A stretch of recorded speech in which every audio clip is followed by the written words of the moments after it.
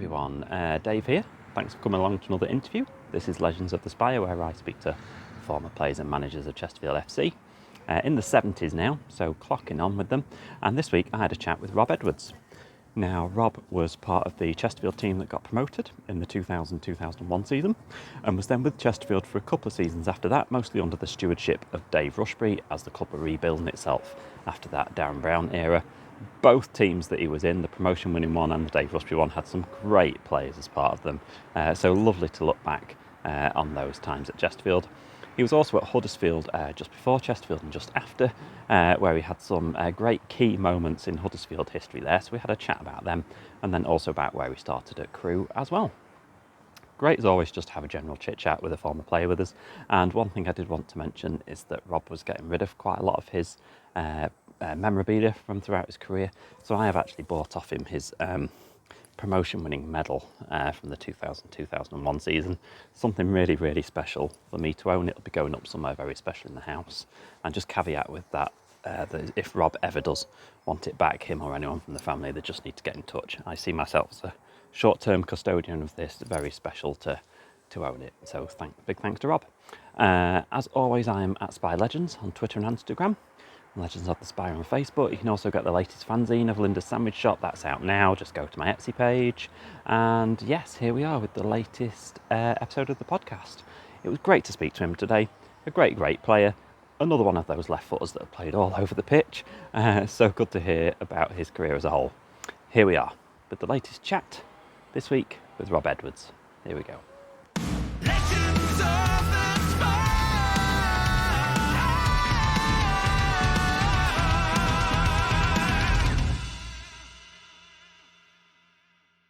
What kind of weather did you like as a footballer? Were you more of a snow than a summer kind of guy? Definitely. Or? Yeah, a bit of drizzle, nice cold evening, definitely, under the lights. Yeah, I mean, it's a common thing, isn't it? Did you prefer evening matches then to the Saturday 3 o'clock? I don't know, a bit of mixture. I used to love an evening game in the winter when it was dark and the lights were on, obviously. Just a different preparation for a game during the day and all that kind of stuff. Yeah, I still enjoy playing under the lights. Yeah, it does give you a different kind of dynamic, doesn't it? And especially Saltergate, obviously it was like top of the hill. You'd get a bit of mist swirling around, wouldn't you, up there? And it was kind of a bit open to the elements and stuff like that. But the pitch was always lovely, wasn't it? Yeah, it was always a decent surface to play on, definitely. Yeah. Nice ground. So you're from Manchester, is that right, originally? Yeah, I am, Yeah, I lived... within walking distance to the ground. I could see the floodlights out my bedroom window at the old main road. So I lived on behind the North Stand, and my grandparents, both sets of them, lived on the other side, the Platt Lane end. So yeah, we're growing up around the ground and the surroundings. Moved from there when I was about 8-9 years old. So a match day was just hectic. People parking outside your house and you could hear all the buzz before a game, and from the age of 4, when first memories, it was like playing in your backyard and my granddad's, and you can hear the crowd where you're kicking a ball, and that's how I slowly got into football, obviously going to watch Man City then over the years. So yeah, it was good memories. Who was your kind of first football idol then? Who did you really like watching when you were growing up? Oh, crikey. There's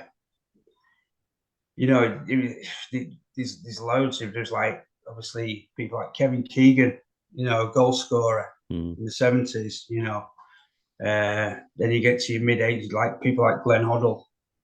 He was, a great player. So it had some good memories. So you're definitely a blue then, rather than a red when it comes to football. Yeah, definitely. Yeah. So yeah. Been a fun last week for you then. Yeah, brilliant. I know. Yeah. For Christmas time, you couldn't see Arsenal slipping up, but they have done, and City have took full advantage. Funny old game, isn't it? Funny old game. So you started at Crewe then. So how did it kind of all start for you then, in terms of just joining an academy and just starting to kick a ball and stuff like that?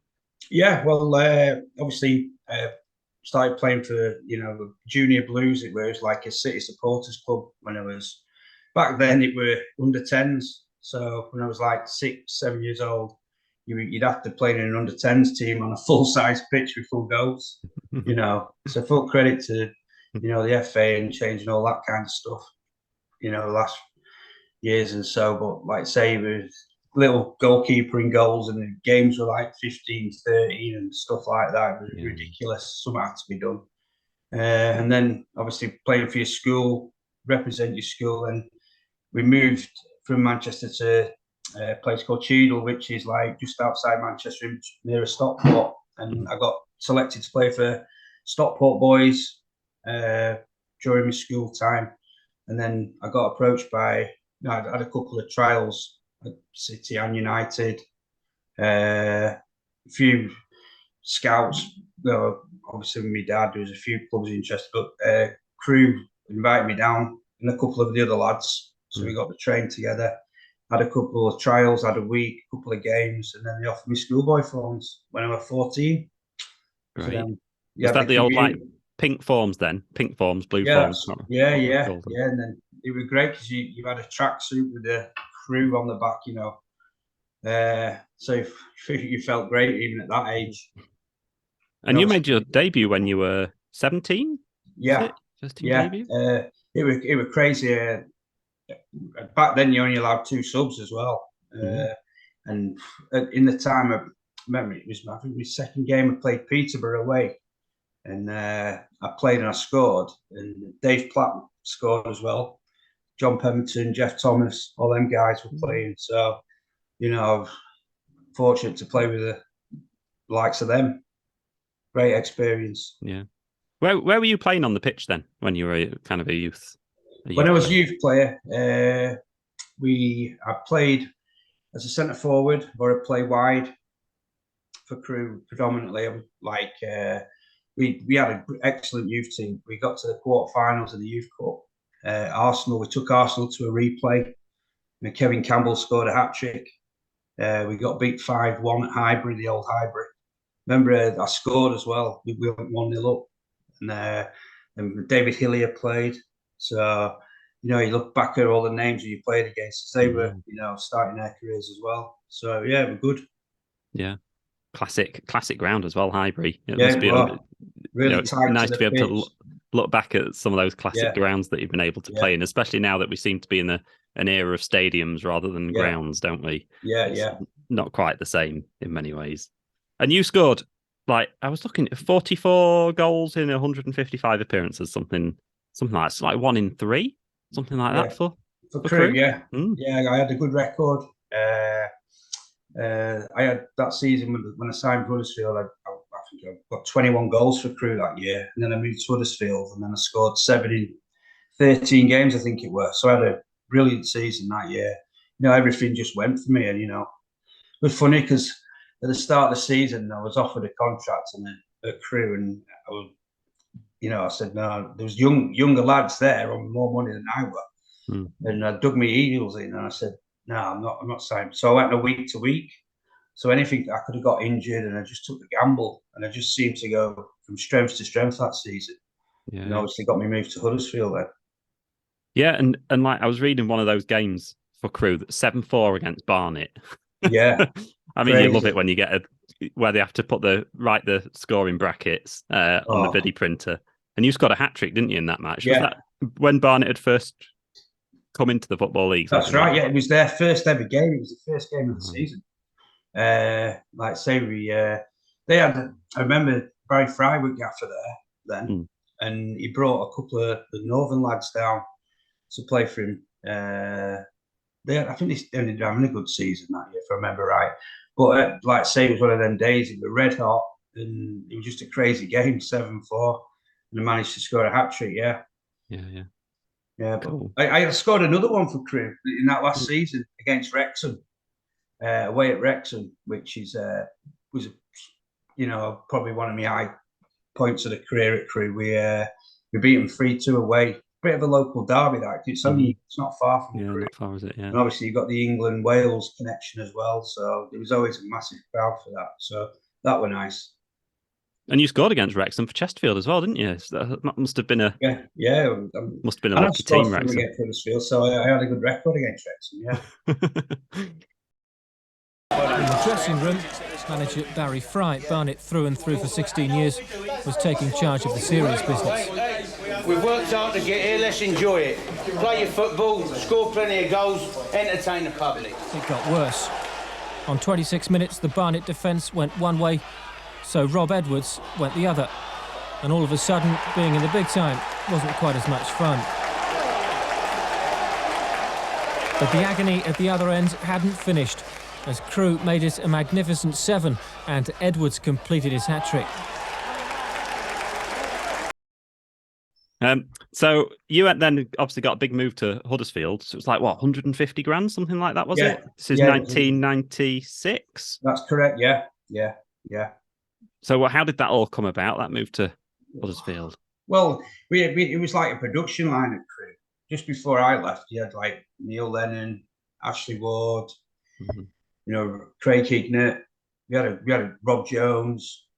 We had a good, strong youth set up, as you know, and it just come about. Like I was on week to week, and Dario O'Brien, the manager, he hated agents, and I could see everyone, all my mates, teammates leaving, and I was 26 years old and thinking, so I need to do something. I'm never going to get out the door. I want to play as high as I can, because you heard rumours that clubs are watching you and stuff.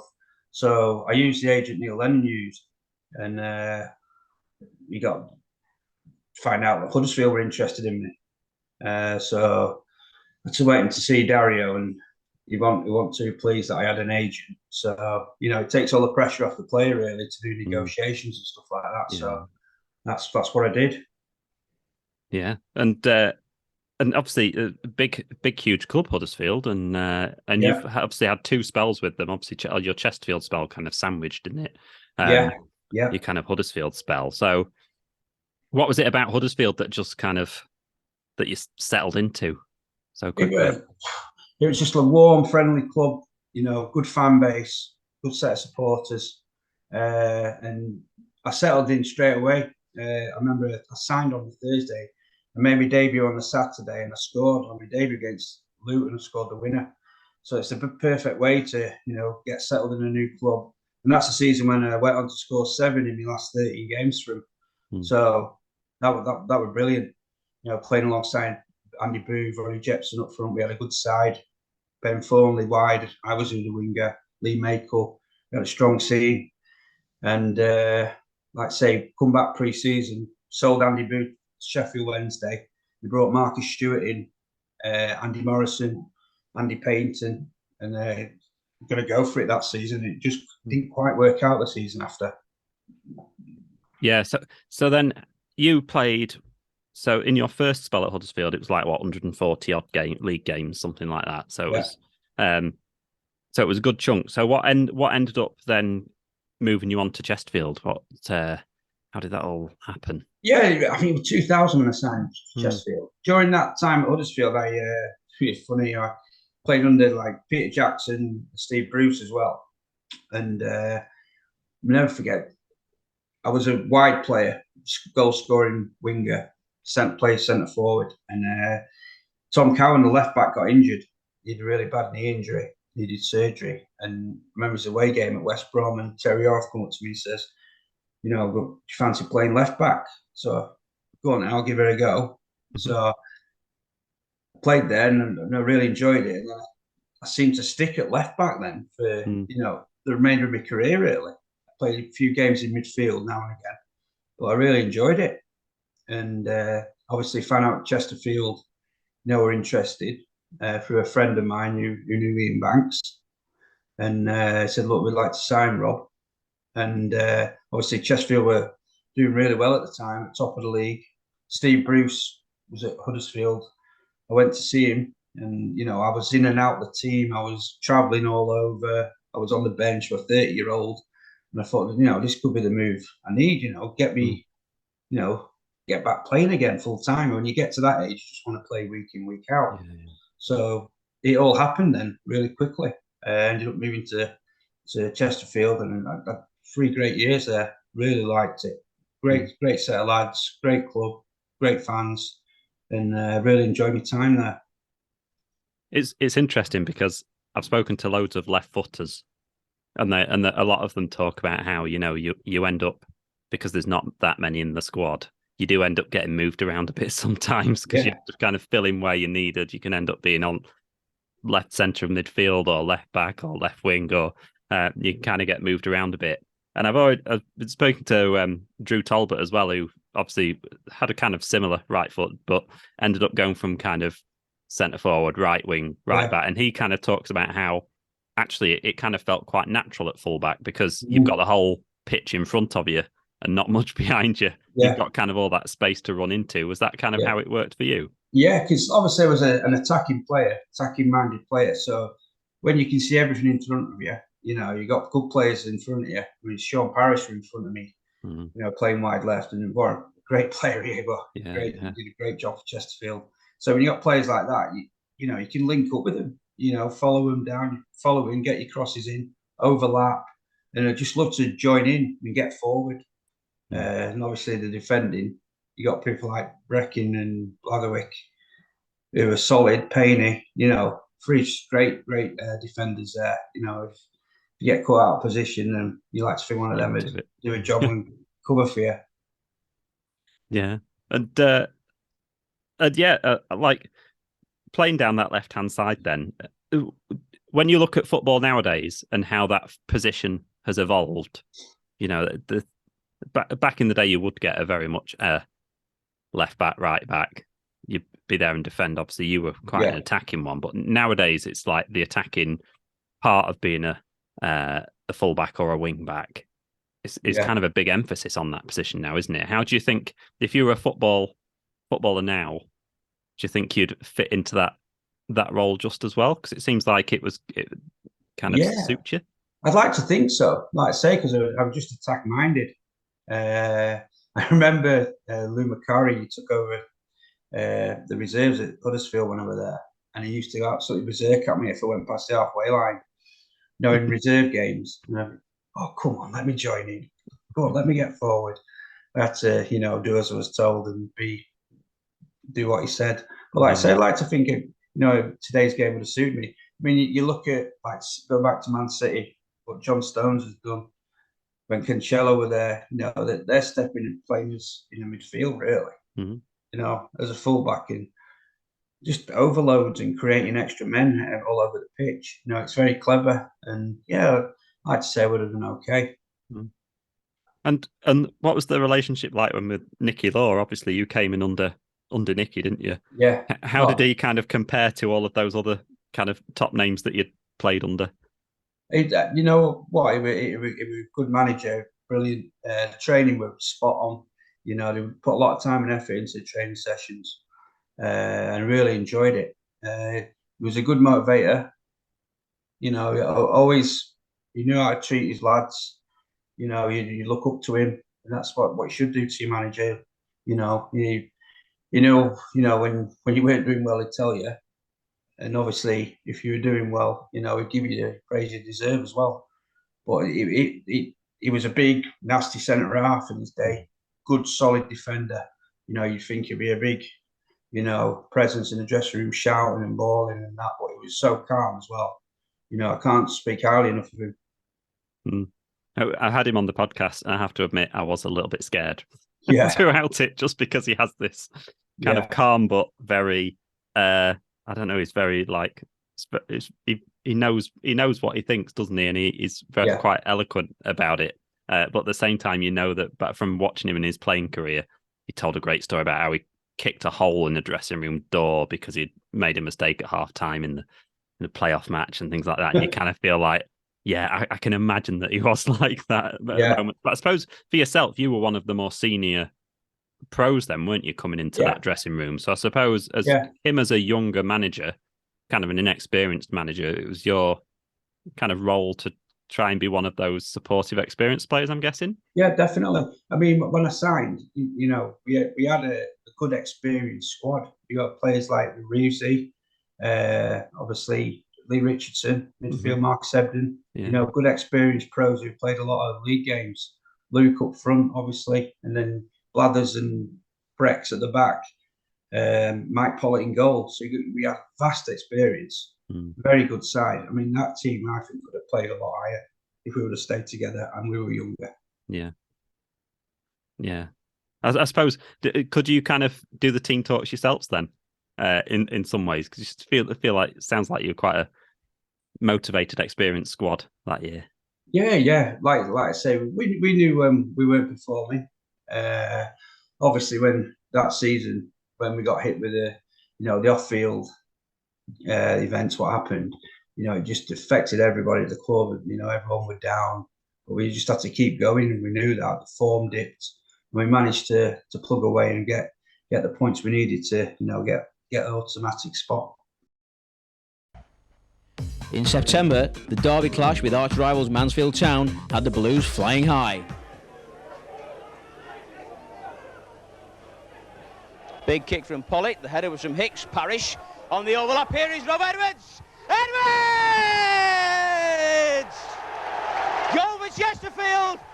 With just 4 minutes gone, Rob Edwards scores on his home debut, and he'll be thrilled with that one against the local rivals Mansfield Town. The ball lifted in, it was knocked back, and Rob Edwards was there to drive it past goalkeeper Bobby Mims. Beckett controlled it well, held it well, Luke Beckett. That's a great ball, fantastic ball from Luke Beckett. Parrish is away here, Ryan Williams arriving at the back post. That's where it's gone, and it's 4-0 to Chesterfield. Ryan Williams' second goal of the afternoon. Chesterfield 4, Mansfield Town 0. So we touched on it a little bit earlier on, but your home debut was against Mansfield when we beat them 4-0 that season. You scored the opening goal, great left-footed drive from the edge of the box. Yeah. Like when you're going into a new club and there's kind of new rivalries and things like that, you're not necessarily been around that area and things like that. How is it kind of impressed on you how important those and picking out what those derby matches are and things like that? Was it certain people around the club, or is it the fans or things like that? Or what kind of helps you pick up on how important that match is? Yeah, I remember a story in that. We remember, I think I played my debut against Cheltenham away. I think we won 1-0. We had midweeker against Carlisle, so we had 2 away games. And I want the best, to be honest, in the first game. And I thought, oh God, I wonder what everyone's going to think of me. I better put my ideas up here. So remember the sandwich shop on the corner, the ground. Great sandwiches. And I remember getting a sandwich after training, and a few supporters were knocking around and said, you better not lose on Saturday. You better not lose against Mansfield on Saturday. And I was going, wow, So anyway, you're speaking to a few of the staff at the club, and it's proper hatred, isn't it? When you play Mansfield, it's it's another level, and it opened my eyes, to be honest. When we travelled away, with the police escort we got and all our fans going, it was a right buzz, and to score on that day were brilliant. The roof lifted up on Saltgate. Hairs on my neck stood up. I thought, wow. And to score against your local rivals, and then we go on, we smashed them 4-0 as well. Wow, it was a great day. Really, really great day. I actually have a fanzine now that I've started called Linda's Sandwich Shop, just as a bit of an ode to that wonderful place. What was your kind of sandwich of choice then from Linda's? Oh, ham salad all day long. Oh, ham salad. Boring. Ham salad, yeah. It's funny how the trends seem to change season by season. A few years, 5 years later, the steak Canadian seemed to be the sandwich of choice. But ham salad classic. Yeah. Spent a few quid in that shop. All the lads did. So, were you sending the apprentices down to get things going? Obviously we used to car share.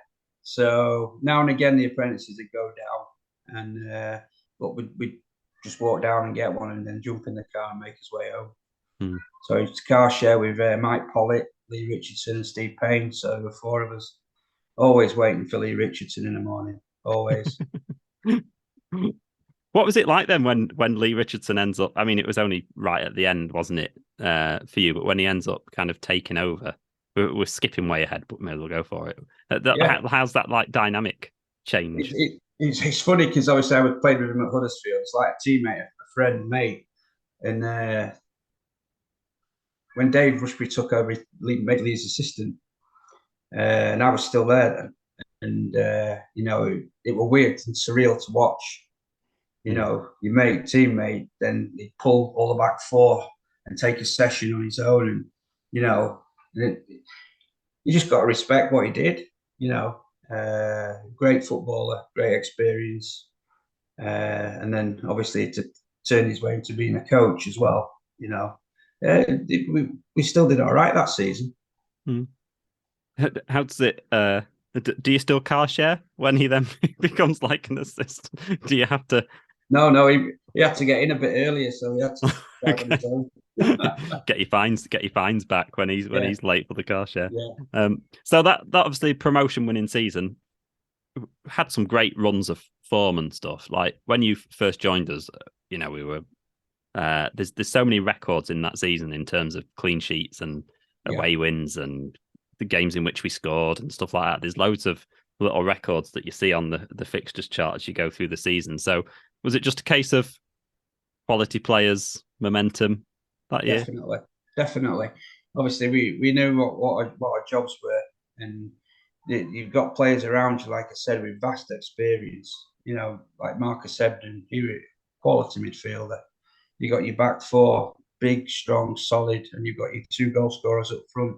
Sean Parrish chipping in with goals. Ryan Williams on the right hand side, great little player.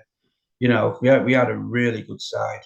I think we're quite fortunate with injuries as well. Not a lot of lads got injuries, so we had, kept a consistent side for a long periods of time, and it was a really good side to play. And it seems like the relationship, like with the fans and things, it's something that Paul Cook now at Chesterfield is trying to foster. It's that relationship between kind of fans and players, and how you can then get the momentum as a whole group kind of behind you. I've had loads of the players from that season on the podcast now. Reeves has been on, Beckett, Parrish, Ryan Williams, loads of them. So was it did kind of have those kind of key ingredients, didn't it, that you need in a winning team? And you'll have noticed it before from kind of other teams, those ingredients you have to be a winning, successful team. Yeah. It's not necessarily just on the pitch, is it? No. Like I say, we had a good bond in the dressing room as well. We had a laugh, we had a joke. When it was the right times to, we were serious. As soon as we crossed that white line, we were at it. We like I say, I think the vast experience of the squad we had was fantastic. Like I say, in the dressing room, people like Reevesy, great lad, funny lad. We used to have us in stitches, doing practical jokes each and every day. You had to have your wits about you when he was around. I bet. If we come back from training, if he was injured or he was getting a massage or something, checking he's not been messing with all your stuff. Yeah, you're a good lad, Reevesy. Do you ever have your socks cut in half then, or anything like that with Reevesy? All kinds. I remember when Glenhurst signed, Reevesy used to pin his underpants up in the middle of the dressing room. Not a pretty sight. Stuff like that. There was only one person who that could have been. We used to have us in stitches. So then the second half of the season, it all starts to go a bit funny, doesn't it?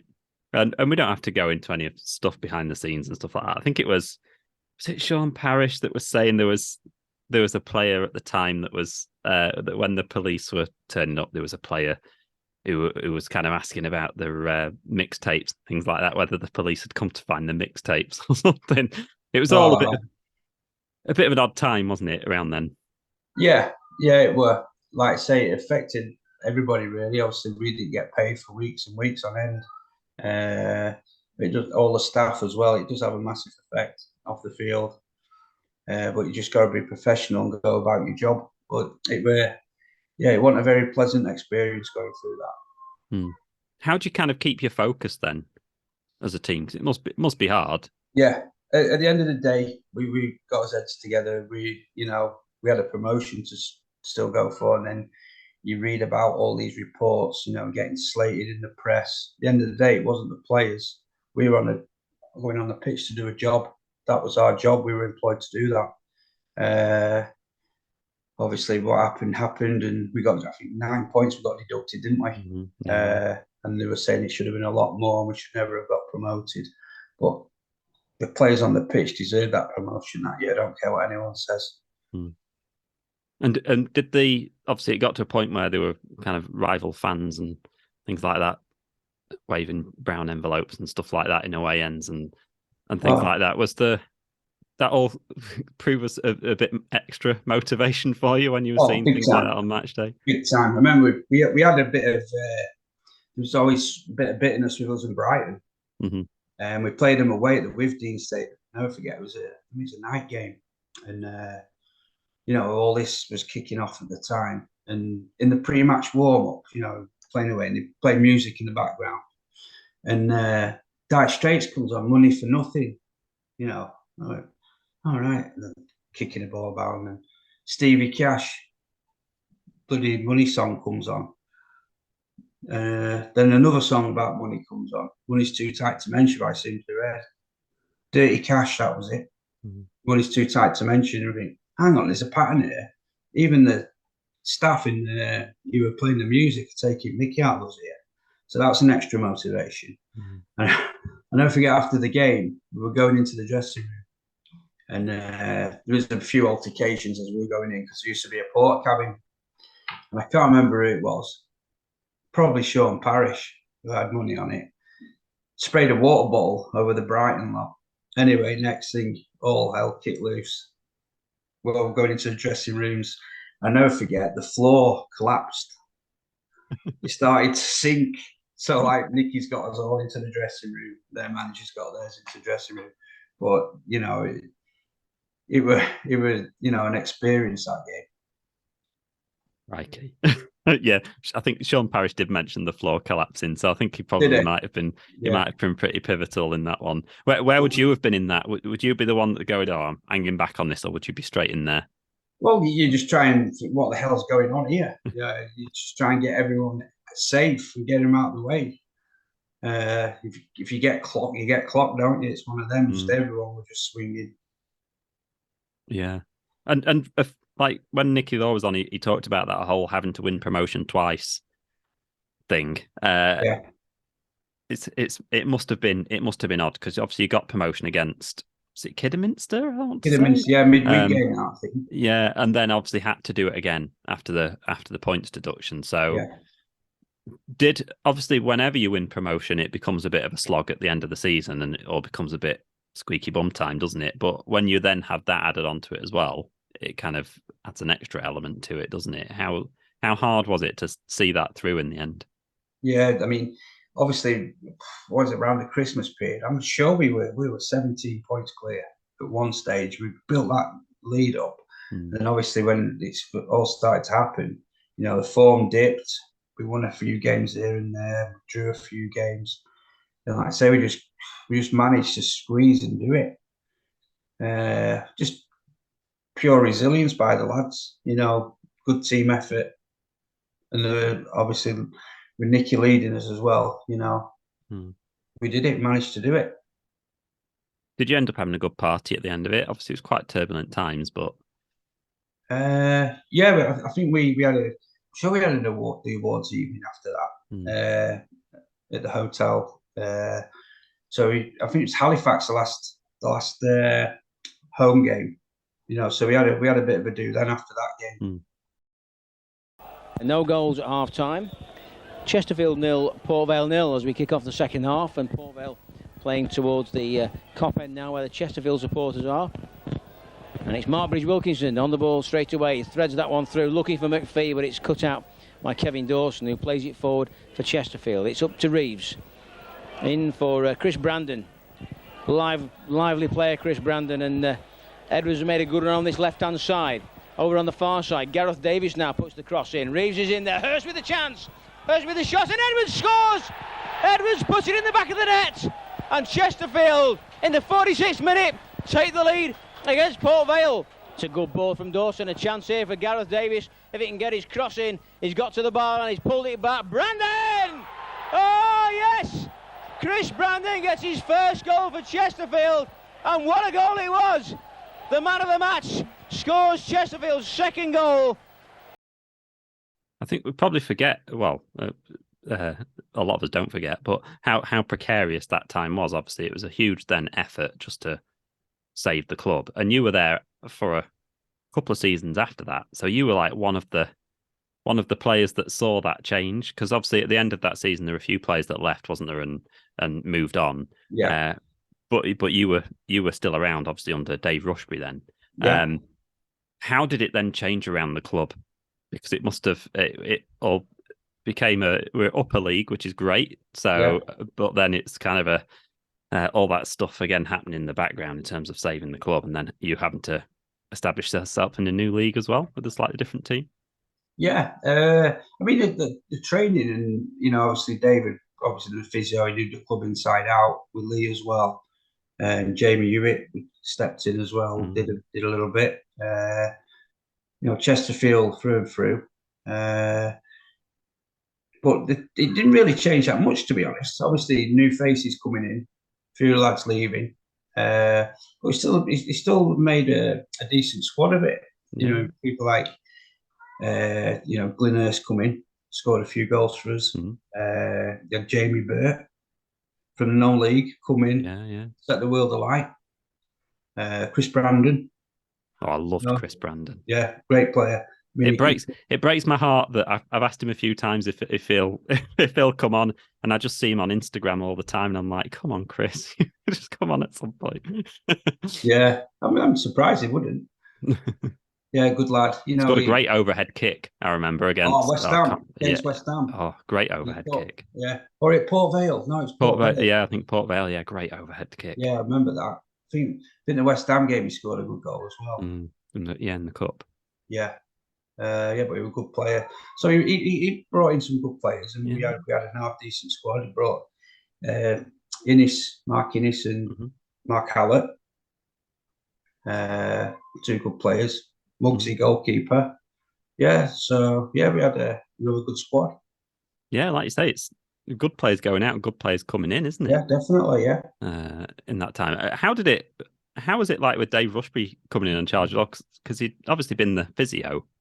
So do you kind of cut him a bit of slack because he's kind of come from that position? Do you help him out a bit, or do you kind of rib him a bit? I mean, Dave was very calm and relaxed in his approach on a match day. I mean, he could lose it now and again, but very, very thorough in preparation.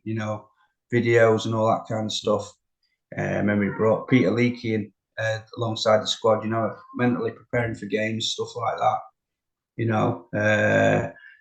But I really like Dave. You're a great bloke. And I think he did an half-decent job, to be fair. Yeah. It was, like you say, he was a perfect steadying pair of hands, wasn't he, at the time when you needed it most? So over your 3 seasons then with us, you played a lot of games, didn't you? Like about 100 games, 100 league appearances over those 3 seasons.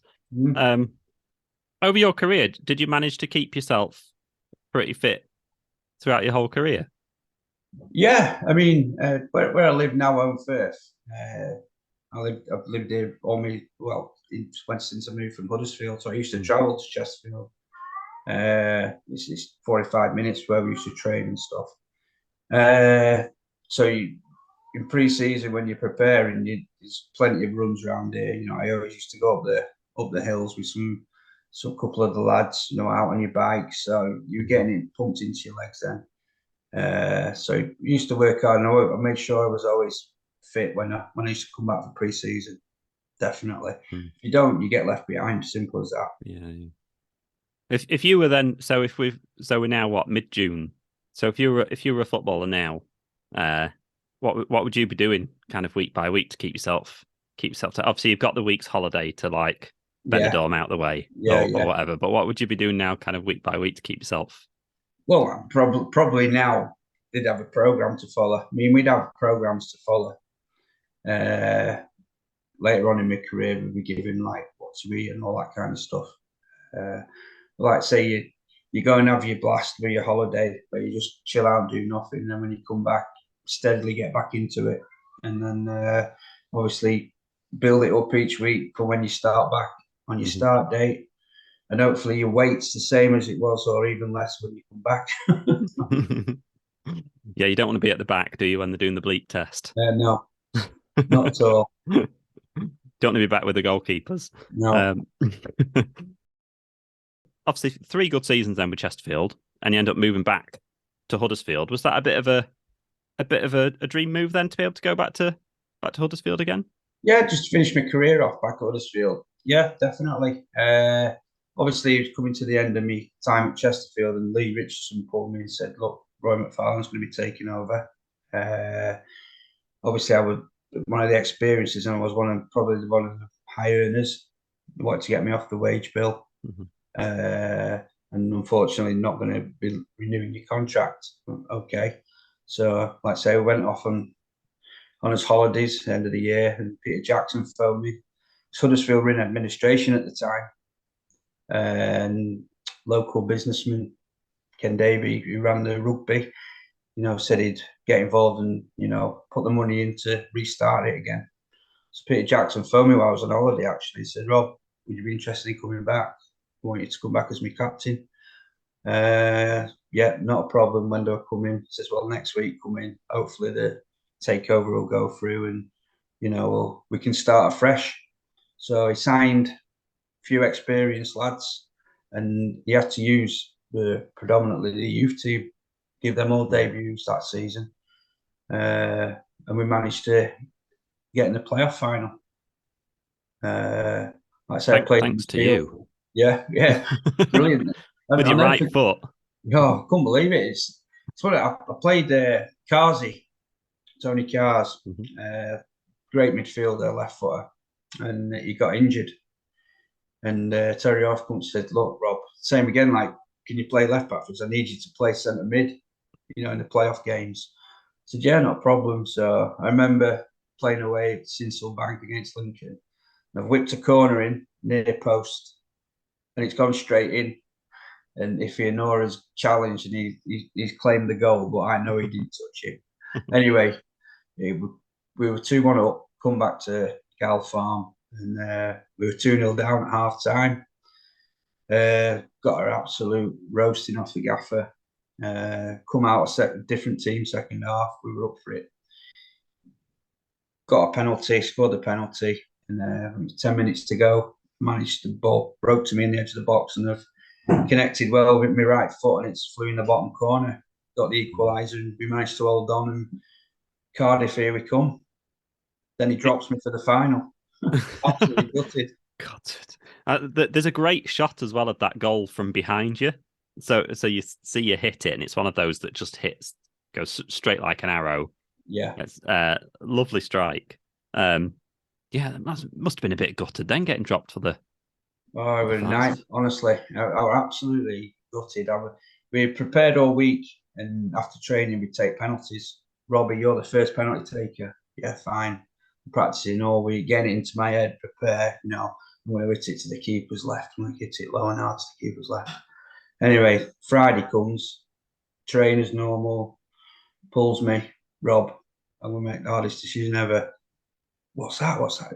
I'm going to put Kazi back in. He's trained well today. I know you're going to be gutted, but you'll be on the bench tomorrow.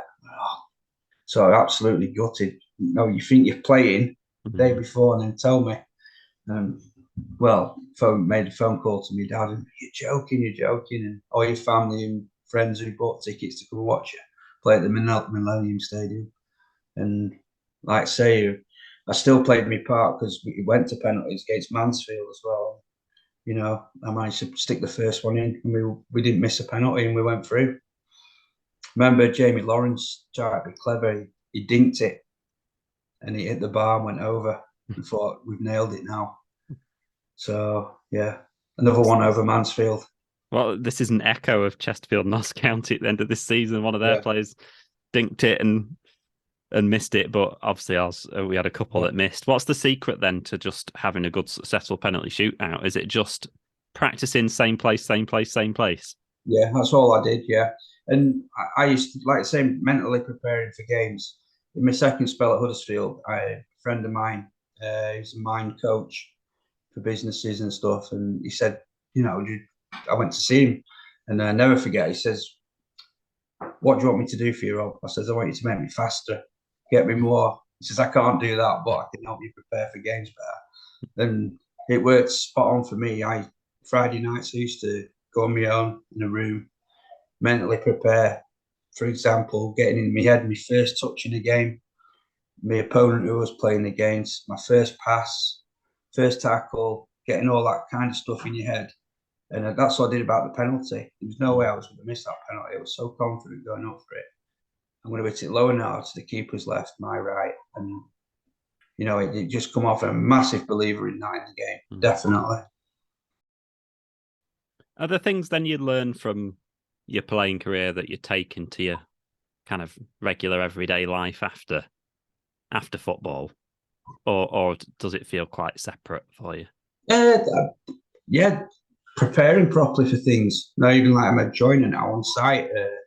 You know, setting yourself up, risk assessing stuff. You know, planning ahead, being in front, don't get caught out, that kind of stuff. So yeah, depends what kind of work you've gone into. Did you fancy staying in football after retiring? Or? It was weird, really. I did my joinery course with Steve Payne, actually. We went to college in Huddersfield on an evening, did it for a couple of years. And obviously with football, you know yourself, if you get into coaching, my family was settled in the schools, young kids, and the amount of times you have to perhaps move away for a job, you know, and that sort of put me off. I would have had to start, obviously, at academy level, giving me Sundays up, midweeks, all that kind of stuff. So I went along the joinery line, and yeah, I'm still doing it now. Don't get me wrong, I do miss the dressing room. I mean, I've coached at a couple of, like, you know, lower league club. Well, not lower leagues, like Northwest County level. We're a club around here where we are, Shelley. So yeah, it's in your blood, and there's no getting away from that. Finally, then, your kind of memories of, I suppose, Chesterfield particularly, but your whole career as a whole. What was it? What are the kind of things that you take away from it? Obviously, you didn't play for many clubs, did you? You're not like you know, some players play for 20 odd clubs. You played for, you know, less than a handful of clubs, and you've got some good success in that as well. So, what were your kind of favourite memories and things you take away from it? Like I say, first of all, it's very lucky to, you know, have a career where, you know, you get well paid. Wish we're playing now. Obviously, never take it for granted, and your career just goes like that. The amount of times I used to tell the young lads at Huddersfield when they were there, you know, you enjoy every moment of this because it does not last forever. So, like, memories wise, wow. Remember me, like, say, playing with England internationals. I mean, I played with Danny Murphy as well, another great player at Crewe, you know. And then it's, you know, it just goes like that. But like I say, I enjoyed every minute of it. Every time I was on a pitch, you know. And I think the fans sort of took to me as well because I put everything in to a performance. Even if I wasn't playing well, they knew I'd give 110%. And that was, you know, bred into me by my dad, my granddad. As long as you're trying your hardest and working hard, you'll be okay. And that's what I always sort of base my game on. Do you almost feel like when you get to the end of the career that you've just learnt enough to then almost start it?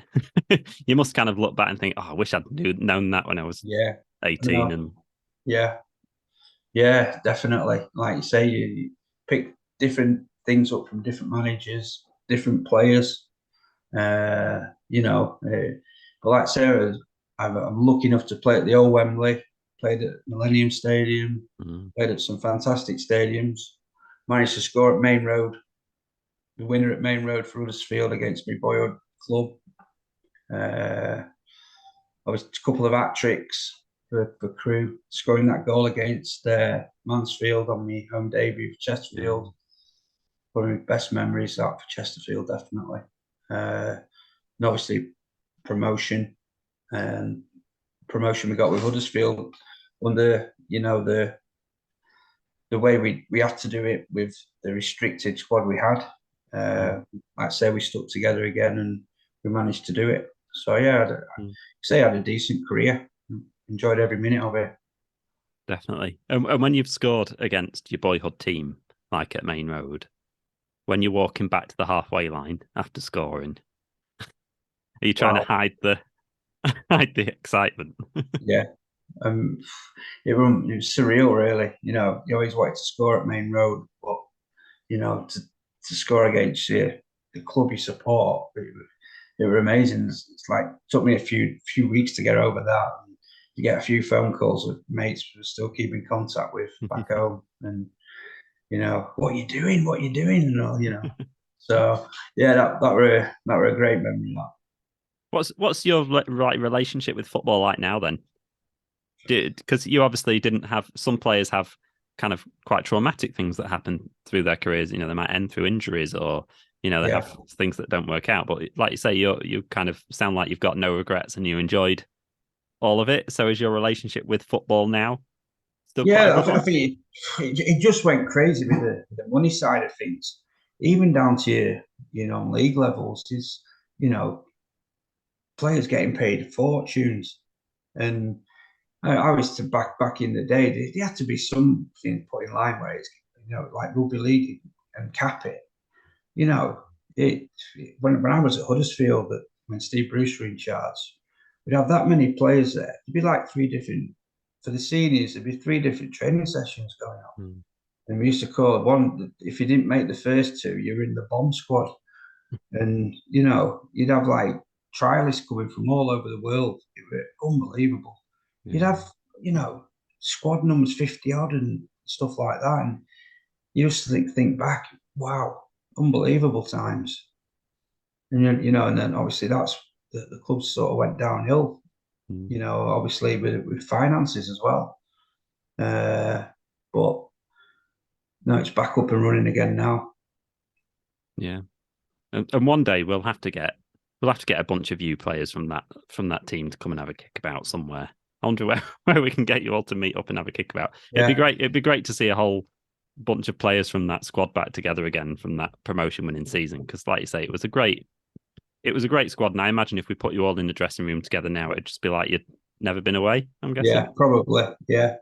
I remember a few years back now. Could be years back. Wallace Law, Nicky's son, got in touch with me.